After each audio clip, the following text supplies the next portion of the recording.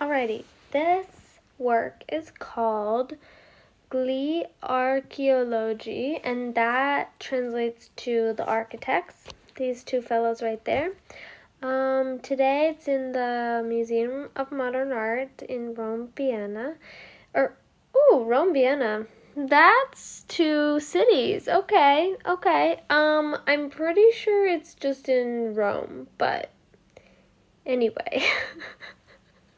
Oops.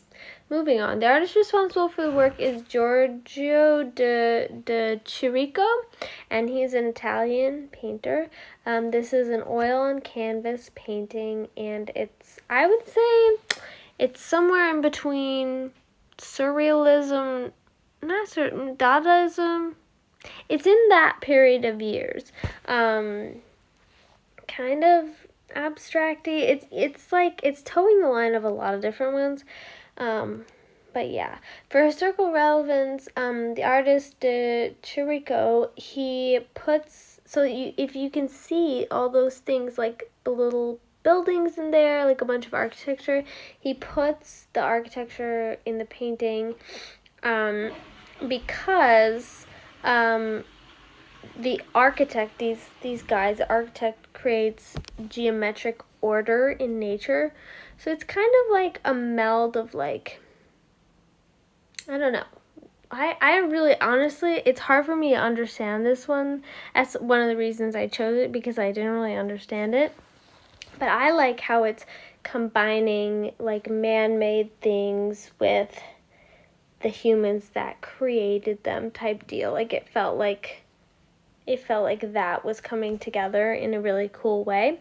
How long did it take to create? That is unknown, but this work is important because I have a really hard time talking about this. I don't think I quite understand it. But it's supposed to underline the gap between the normality of the household environment, because they're, like, in friendly conversation with each other, the two figures, and then contrast that with the unreal nature of their physicality. Like, they're literally, like, made of buildings. And so it's just an interesting relationship going on there. And defining characteristics, I feel like the obvious ones are their laps are full of ruin. And you can see that one, he's passing, like, a tablet to the other one. And then also, the thing that I noticed mostly about this painting is that they don't have faces. And that feels significant to me. Because you would think, with the subject of a painting being two people, that their faces would be important, but kind of the subject of this painting isn't really the people, it's what is in them. It's the architecture, it's the geometry that's in their laps or whatever. For historical contributions of the artist, Giorgio or whatever, it was considered one of the pioneers of the avant-garde movement, so I guess we could say that's, so that's, like, kind of the style.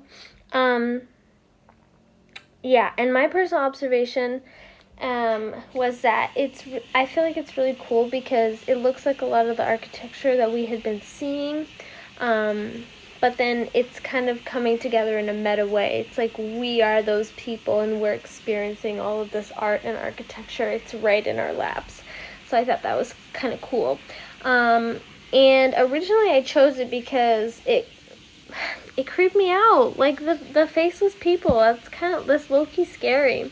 Compared to other works within the period, it matches, definitely. It's kind of absurd, kind of out of the ordinary, which goes with a lot of other works in this period.